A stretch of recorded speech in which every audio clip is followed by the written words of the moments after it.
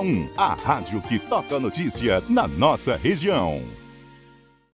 CBN, Café com Política. Bruno Silva, cientista político aqui com a gente, bom dia. Olá, muito bom dia, Sandra, bom dia, Felipe Pereira e, claro, todos os nossos queridos ouvintes, tudo bem? Muito bom dia, Bruno, tudo bem e você? Tudo jóia.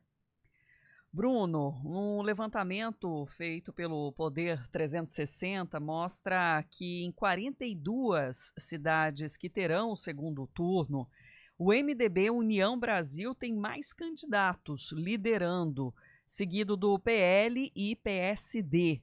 E aí, por último, vem o PT.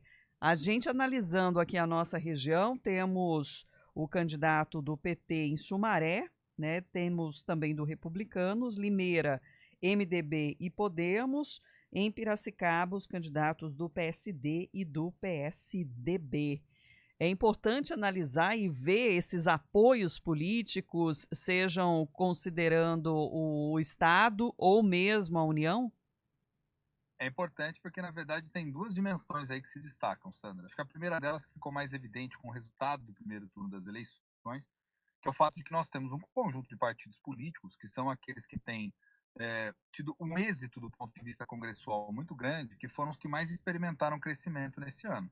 Então você pega dentro desse ínter e você tem PSD, você tem o MDB, você tem Republicano, você tem União Brasil, você tem o PP. São partidos que o PSD, né, como eu citei ainda há pouco, foi o que mais cresceu, principalmente PSD e MDB, olhando para a nossa realidade do interior do estado de São Paulo, porque são dois partidos que travaram uma rivalidade de alguma forma, em alguns casos estiveram juntos, mas em vários cenários travaram uma rivalidade pelo domínio e capilaridade pelo Estado, né? A gente sabe que isso tem a ver também com a disputa interna das grandes lideranças desses partidos. De um lado, você pega em São Paulo, Baleia Rossi é a grande referência do MDB, filiou uma série de prefeitos, mantém uma relação íntima com esses prefeitos do ponto de vista de facilitar canais de acesso, envio de emendas parlamentares, né, agendamento de reuniões, fazer ponte com ministérios, enfim, tem uma série de recursos. E, por outro lado, você tem PSD, na figura de Gilberto Kassab, que é ali o homem mais forte ao lado do Tarcísio de Freitas, do governo do Estado, que vem fazendo essa articulação. Fora isso, você tem o próprio Tarcísio, do Republicanos, que tem sido instado a dar respostas. Você tem na figura do PP também outras fontes de articulação política, partidos que têm recurso, enfim. Isso tudo vai nos revelando um quadro, que é um quadro partidário mais amplo, que aponta basicamente para o seguinte, Sandra.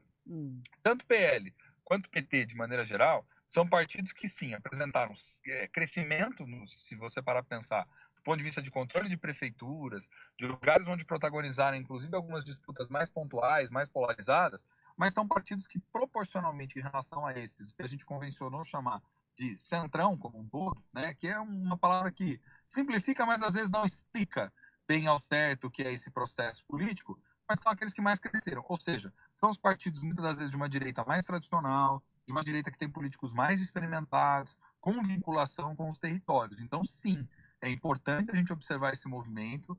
Não é por acaso, isso é coordenado nacionalmente através dessas lideranças políticas que montam as suas estratégias e vão para disputar as eleições. O que chamou a atenção nesse ano, de modo geral, é que a gente só está observando o sequenciamento disso tudo, é o fato de que o PT, mesmo crescendo, e a esquerda, de modo geral, mesmo apresentando crescimento, como é o caso do PSB, por exemplo, ainda assim não foi um crescimento significativo e ainda assim não tem uma presença tão intensa assim, sobretudo nas capitais, né? É isso. E aqui o que a gente também acompanha são aqueles candidatos que buscam ou já têm o apoio, por exemplo, do governador, né, que acaba sendo muito citado, ou pelo presidente Lula também.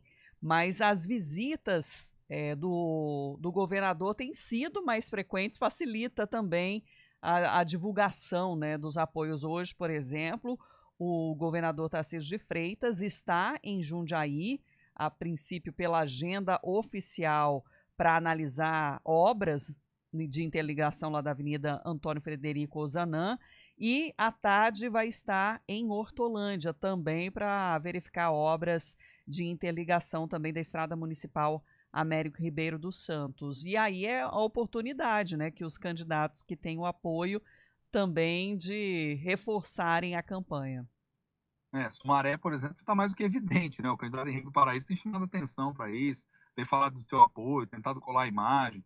Muitos dos ícones aí do chamado bolsonarismo também vão estar lá presentes, tem divulgado isso aos quatro cantos, e, por outro lado, o candidato Wilson tenta se contrapor, mostrando que não só diante do governo do Estado, mas principalmente também diante do governo federal, teria condições de poder articular políticas de forma mais ampla e, portanto, que justificaria o voto nele. Mas é óbvio, Sandra, que essa visita do governador ela é estratégica também em termos políticos para poder fazer, transmitir essa imagem, na verdade, de força, de construção, de união, de junção. Tarcísio, Bolsonaro, por exemplo, ontem estiveram em São Paulo junto com o Nunes, tem feito essa peregrinação para poder reforçar as candidaturas. Mas tem um ponto que eu quero chamar a atenção para o nosso querido ouvinte, que é interessante para a gente também não achar que as coisas foram criadas agora, né? Que o mundo começou ontem, né? Sempre, quando você tem governo do Estado, ainda mais num contexto federativo, como é o caso do Estado de São Paulo, onde se trata de um governo com grande potencial arrecadatório, né, com muito recurso para poder distribuir, onde você tem uma geração de riqueza significativa, há uma tendência de que o governismo, ou seja, a adesão àqueles que são os governantes de momento, seja muito mais intensa por parte dos prefeitos, seja muito mais intensa por parte dos mandatários, porque eles sabem que ter essa porta de acesso facilitada é garantia de poder obter recursos. Ainda mais numa realidade onde a maior parte das cidades não consegue, com recursos próprios, atender às próprias necessidades que são criadas no âmbito dos municípios, Sandra. Eu lembro, por exemplo, que o Rodrigo Garcia, só para poder mostrar que isso não tem a ver só com o Tarcísio, mas tem a ver com uma característica institucional do sistema como um todo.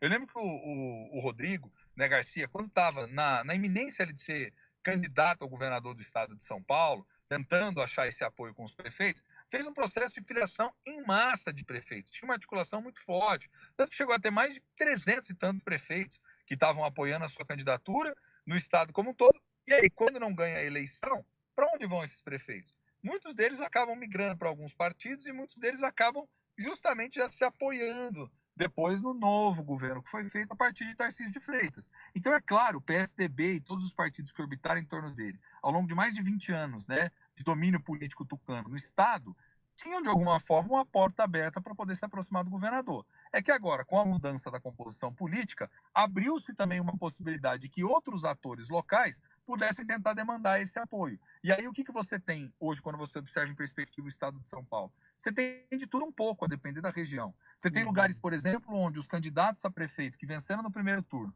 e alguns que estão no segundo turno em algumas cidades, estão fortemente vinculados a essa agenda mais ideológica do bolsonarismo, a essa agenda mais retórica, né, que tem na figura de Bolsonaro, de Tarcísio, uma determinada leitura. E outros que são mais aqueles tradicionais, políticos mais tradicionaisões, vamos dizer assim, né, que têm se filiado ao governo no sentido de mostrar habilidade, força política, capacidade de interlocução, né, que demonstram, portanto, esse apoio que tentam receber do governo. Né? Eu vou dar um exemplo de algo que eu estou acompanhando aqui, que não é só na região, em outras regiões também. Você pega, por exemplo, Franca, né, no interior, segundo turno. Você tem um candidato que está tentando vincular-se ao governo do estado de São Paulo, Tarcísio, mas que está na lógica da agenda do bolsonarismo, candidato do PL. Já você pega em Ribeirão, você tem um candidato que também está ligado no governo do estado, mas numa outra lógica, que é uma lógica de um político mais tradicional, vinculado ao PSD, uma outra forma de atuação política. Então, o que a gente tem que entender de modo geral?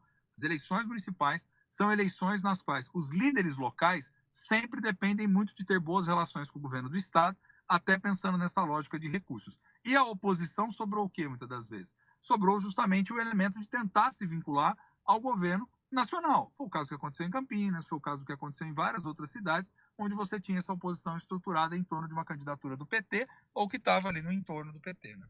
As articulações continuam, né? Eu falei da visita do governador a Jundiaí, que tem o segundo turno, com o candidato do União e também do PL, e à tarde ele vai estar em Sumaré e não em Hortolândia, mas é por causa da obra que faz a ligação das duas cidades, porque Sumaré, sim, tem a concorrência do segundo turno entre PT e o Republicanos. Bruno, obrigada pela participação hoje e até amanhã. Eu que agradeço, gente. Um grande abraço, Sandra. Abraço, Felipe Pereira. Adorei a paleta de cores hoje de vocês. Aí, mais uma vez, não li o e-mail, né? E um abraço para os nossos queridos ouvintes. Até lá.